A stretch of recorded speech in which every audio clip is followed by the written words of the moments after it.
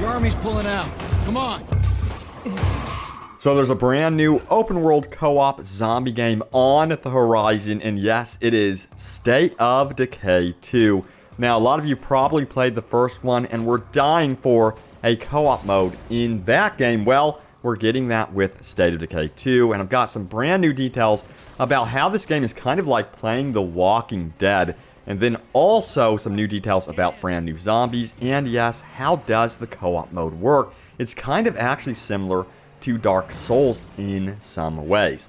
So yeah, let's start out with the co-op mode. It's 4-player co-op, drop in and drop out, so you can decide to jump into other friends' game worlds or have them join yours. You could send up a flare, by the way, which signals other players who can be notified of players needing help. It's kind of like Dark Souls in that way, so if you're in trouble or you need help, send up the flare and maybe a random player will join up with you. So up to 4 players can be playing at the same time, and of course, yes, you can play with your friends.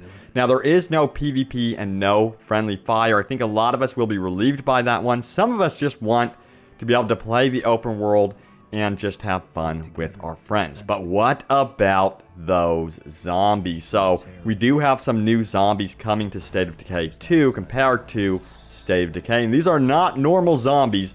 We have the Blood Plague zombies, which is a new zombie strain introduced in this game, which is deadlier than ever before. If a survivor is infected with the Blood Plague, that survivor will turn into a Blood Plague zombie. Now, zombie types also include the Juggernaut, the Fast Feral Zombie, the Bloater, which is basically a zombie bomb, the Screamer, which can send out an alarm. You may remember that from the first State of Decay. But if you are infected by, one of these zombies, by one of these new Blood Plague zombies, or if a survivor is even infected, you can get them proper help. But this is where it's kind of like The Walking Dead. This is what it feels like to me. You can go ahead and decide to execute your survivors if you want to, or you can opt to spare the survivor and witness them turn, or allow them to just, roam around the open world, which is a risk to you and your people.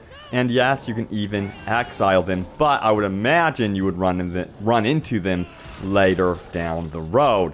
And eventually, there is permadeath in this game for your survivor. So if you do die in this game, that's the end of that survivor. You're gifted with a new survivor, and so on and so forth. But if your survivor does experience permadeath, you'll notice, graves being dug, and you could visit your previous death victims at their gravestones, which is kind of creepy and kind of cool at the same time as well. So if you died like 50 times, your cemetery will be quite big, apparently. Now that begs the question, how does permadeath work in co-op and multiplayer? If I joined my friend's game world with my character and I died, does that mean, that's permanent death for my character in my game world? Is it over? Well, yes, that is actually the case. So you got to be really careful with joining other game worlds. And if you especially get attached to a survivor, which I guess I would not recommend in State of Decay 2, because I think permadeath is going to be quite common in this game. Just be careful about joining those other game worlds and be prepared when entering them. Now, also, you will need to find the proper survivors to run your base and specific buildings. These would be NPCs as well.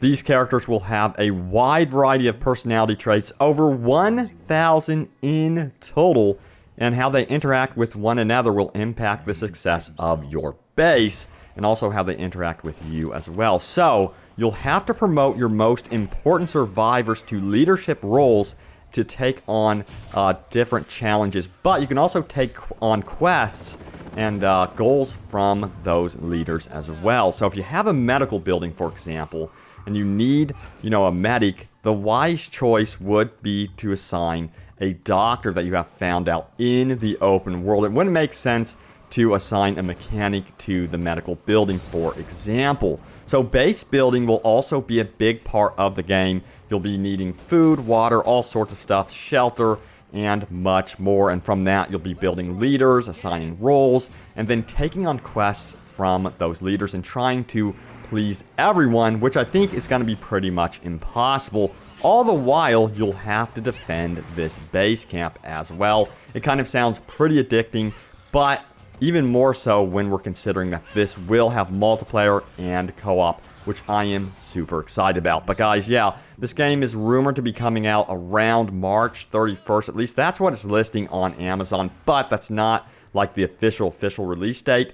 The official wording right now is spring 2018. If that moves, I will let you guys know. We'll find out what happens with that one.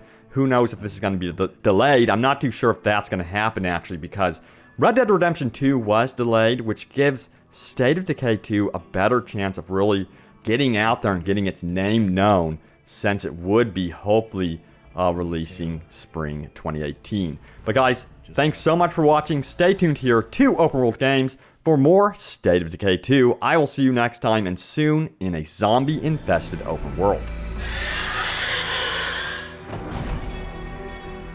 When you get hungry, cold, what risks will you take?